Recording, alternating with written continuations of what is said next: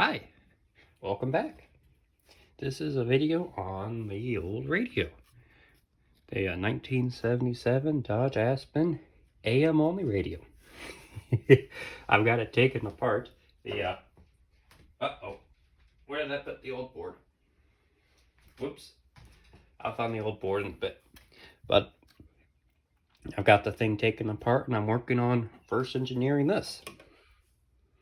Again, this project was to take the radio, make a new radio behind it, but use the old front controls so that I can have a modern working radio that still fits the old style of the car. This is all I need, which is the power button, the volume, and the tuner. Now, the power button, I'm currently working on reverse engineering. I've got some wires that match to the traces on the old board, which I forgot to set aside for making this video. I don't know where it got to. I don't see it in sight. That's lovely. Anyways, that's what this is here. And then this is just a tuner knob, which, as you can see, turns this wheel and moves this around. It's also the potometer. And I'm not sure what these connections are for each. So that's once I finish this guy, I gotta figure out what connector does what. I do want to talk a little bit about mechanical computers, because that's what this is. And boy, do I love them. We got a few parts here. First off, you see this little ladder thing? I'm touching one end of it right now. You can see each rung. It's not actually a ladder, but we're going to call it that. If you notice, all these buttons go through it. When we turn the tuner, you'll notice it's hard to tell, but the ladder, here, we'll go with this signal. Yeah, now you can see it's slowly turning. And the reason for that is important. As you may not know, these are preset buttons. And let's say you've got the station and you're tuning here. And, oh, this station's really great. I want to save it. Well, you'd pull this out. There. Push it in. That one's a little slow, but it's 40-something years old. It should pop back out faster. Anyways, there you go. You saved your station. So let's say another day you're browsing over here and you go, hey, I want to check up on my favorite station. Boom, goes right to it. How does it do that? Well, if you notice on each of these arms, I'm going to call them half discs. And that's this right here. If you notice, it's got a curve right here and a curve at the back, which you can't see that well. And the sharp corner on each side. And what that does is when you push this, you can even see the marks on the ladder. It pushes that ladder, moves it into place. Go over to here. Push this guy, moves it into place. We go to this far end one, moves it into place. And what's really neat is how you change it. So if I sit here, ooh, that hurts. Sit here all day long and, see that didn't? You can't move it.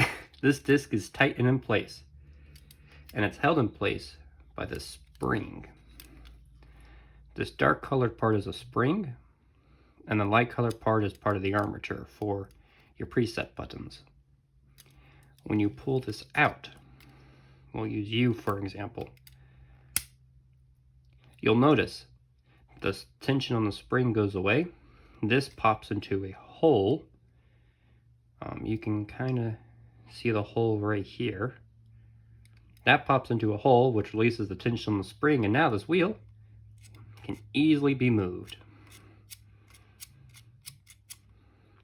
And when you push this back in all the way, you move the wheel onto this, where this guy is already set, so the wheel gets moved to the shape of this.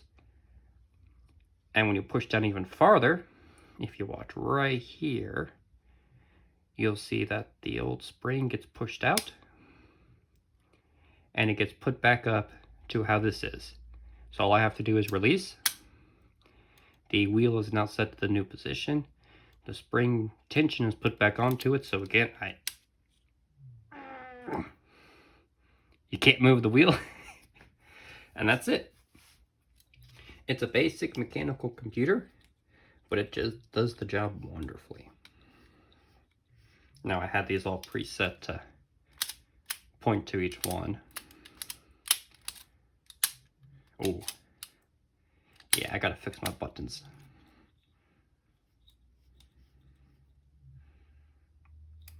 Preset you to there. And then you need to be preset. We're way off. We'll just hit this. We'll turn you that way. And then, ta-da! So I'm working on reverse engineering this. I tried to look up examples online and found nothing. But we're talking about a radio that's almost 50 years old, made by a private company, Chrysler. Company that specializes in cars, not radios, so why would they have their radio schematics available? But it's been a fun time so far. I'm hoping to continue on this project. Like I said, I want to have a new board that still keeps all the functionality of the old AM station. But if you sit here and you turn it to just barely on to the lowest power, where AM won't be playing, you can connect your Bluetooth up, turn the volume up on your phone, and play your Bluetooth music through a onboard amplifier, and do it like that. That's what I want to do. So it's a Bluetooth and AM. There would be a little Bluetooth light that shines through here when you're connected. That's how I plan on doing it. And if I get this project working, then I'm going to take my actual radio. I'll pull this guy out of the car because he needs some cleaning. He's not working well. But this is an AM, FM, and 8-track radio. The top part's very similar. You know, 2 knobs, all the buttons. And even though this sits like this, this has... Oh, they do sit the same. I misremembered. I thought this sat upside down. Anyways, yeah. Same exact mechanism up here in the top. Might be a little bit different, but it should be the same. And then... Oh, wait, no, it is different. Tune and tone. No, you do have tune and tone, too. Okay, yeah, no, it is the same. This is the same as what's up here. It's just we have this extra balance. We have this extra AM FM switch. And then we got a whole 8-track crammed in right there. But I have to pull this out of here because it's been very staticky. Can't get any reception, so it's probably got a bad capacitor again. Ooh, put that away. Once I get this and this reverse engineered, I'll make another video talking about it, and then I'll work on designing the board next.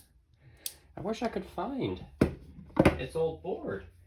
Let me walk around again, because I just had it yesterday before I went to bed. Where did I put it? I'm looking. I'm sure this is making great YouTube content, staring at nothing. I'll tell you what, I'll pause the video. I'll be right back. I paused the video for 5 seconds before I found it. But this is the old board. This guy sat right here. Like, oh wait, how did you sit? Oh, I put the switching upside down. Ooh.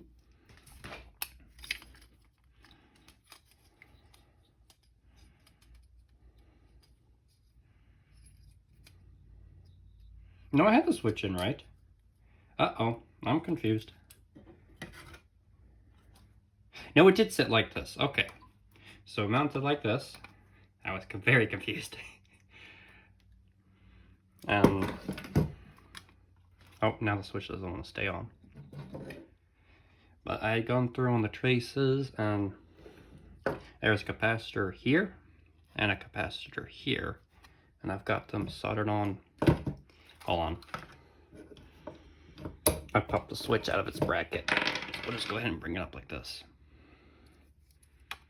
You can see I've got the two capacitors from it mounted in place.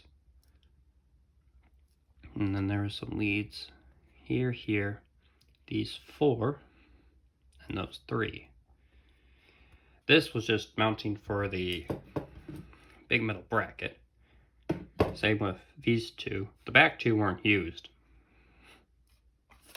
And there are a few other things I took off of here. And they should be right here. 1, 2, 3. Where's the 4th one? 4 and 5.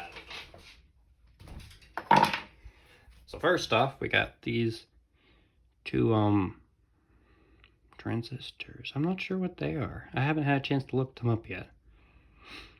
This is B637 M449, B637 M454. I'll put them in the description. Maybe one of you guys know. And there were some capacitors I pulled off of it. I didn't really want to take too much off because this is lead-based solder. I thought this was interesting.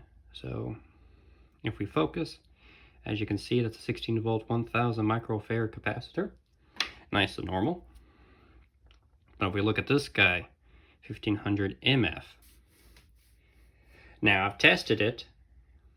This guy's completely dead. But this guy, if you will focus, 100 MF, he tested it at 98, or was it 99 microfarads. So, you know, that's a microfarad capacitor. But why it says MF and not, you know, oh, I'm dropping these guys everywhere. Why it says MF and not MUF, I'm not sure. I'm not familiar with these old style capacitors. And we got a transformer off with 2 leads. I'm going to assume these are the other 2. I thought that was odd. I haven't played with that yet. And the rest I didn't see worthy of pulling off. But before I throw the board away, I'm probably going to save these 4. And whatever this is. I don't know what that is. If you know what that is, or these, or this, or this, let me know. 1, 2, 3, 4. So let me know what those 4 things are. And number them like that, so I know which one you're talking about. Number 4 is this, and it's Anyways, my next goal, like I said, is to reverse engineer this, figure out which lead is which, and that'll be it. Hey, y'all have a good one.